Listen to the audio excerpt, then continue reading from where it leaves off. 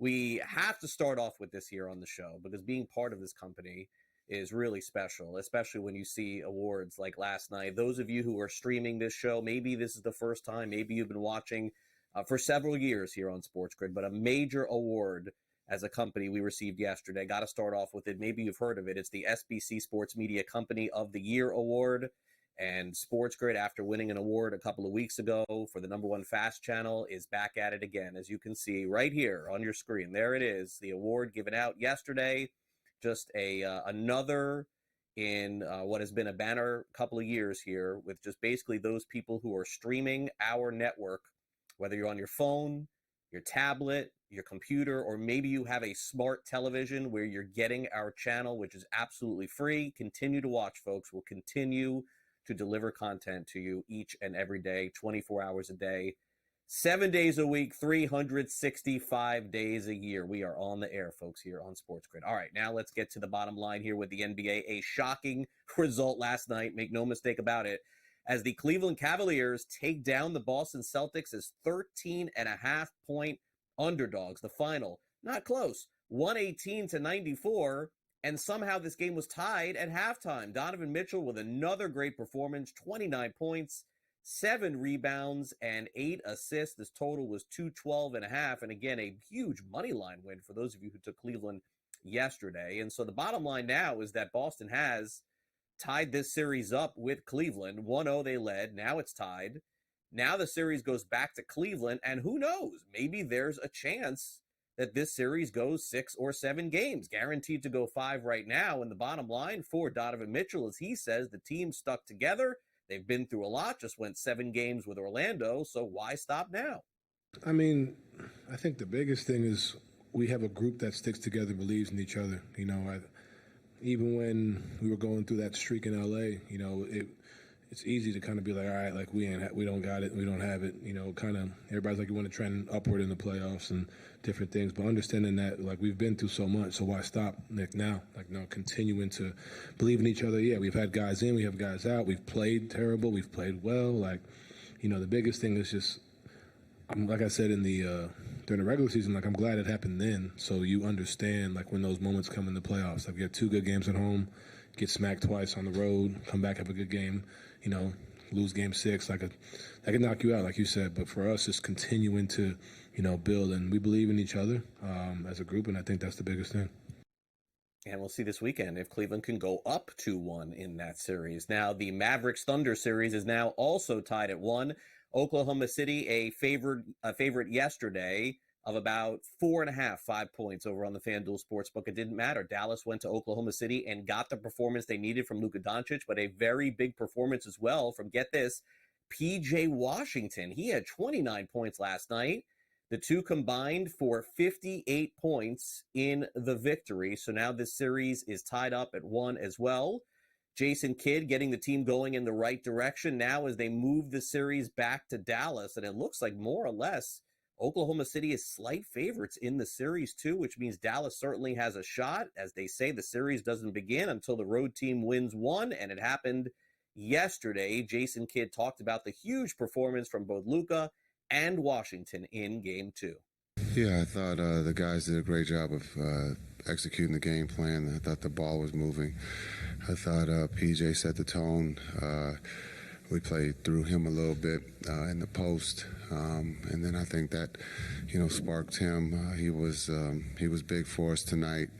But I thought we didn't go to Luka or Kai early. We just played, let the ball find them. But we were going to other guys, and I thought the ball was moving. Guys were moving. We were unselfish, and guys were making shots. Yeah, I thought PJ was aggressive. I thought the group, understanding, watching the tape and understanding where we kind of what we didn't do in Game 1. I thought the guys responded in a positive way. I thought PJ was aggressive, being able not to wait for Kai and Luka, but to bring the ball up and be aggressive and playmake. I thought his playmaking was really, really good tonight. He got a lot of guys open shots, and we're going to need that as the series goes forward. In Dallas coming up this weekend. Meanwhile, the Phoenix Suns have determined if you keep firing your coach, maybe eventually you'll get a different result. Monty Williams found out that the hard way.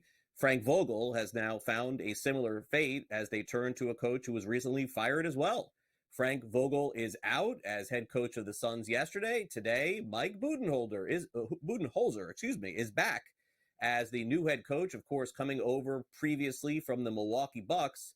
Vogel went 49-33 with the Phoenix Suns last season.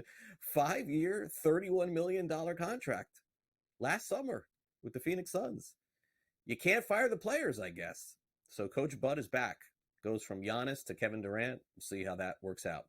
All right, brighter news here. The city of Toronto has been awarded a WNBA expansion team. An announcement is expected on May 23rd in Toronto. The team will play in 2026.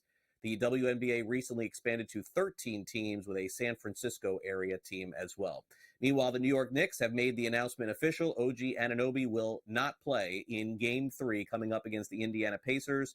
Jalen Brunson has, by the way, shown up on the injured list as well. Remember, Brunson missed some of the game with a foot injury, but naturally he came back and played that game. So I guess this is kind of the way that you have to do it in the NBA. You say he's questionable, maybe gets upgraded to probable, but come on. You know, Jalen Brunson's playing Game 3 in Indianapolis. Meanwhile, Patrick Beverley did get suspended. I'm surprised. I got to be honest. I'm very surprised that this was a suspension for throwing the ball twice at fans in the stands. That all you get is 4 games for that.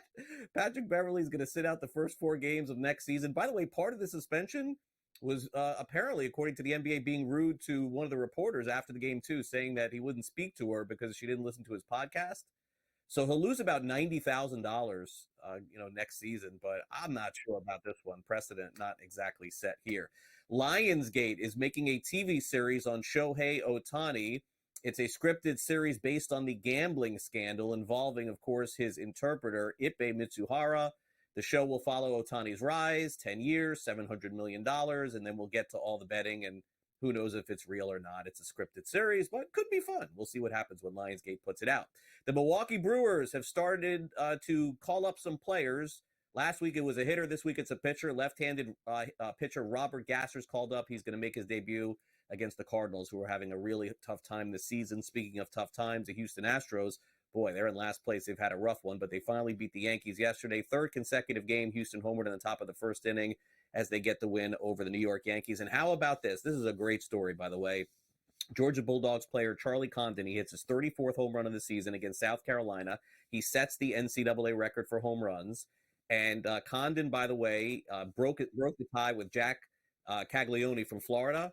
But Charlie Condon, folks, for all of you parents out there who have kids, was a walk-on at the University of Georgia, and he led college baseball in home runs. Really cool story there. All right, the Rangers are up 3-0 in their series with Carolina. I mean, the series has been great. It could go either way, but every game goes to New York, and it seems to go in overtime. They lead the series 3-0 after winning 3-2 yesterday. Wild game yesterday as the Dallas Stars defeat the Colorado Avalanche. If you were paying attention to this one, Colorado went up very big in the game and then held on for a 5-3 win.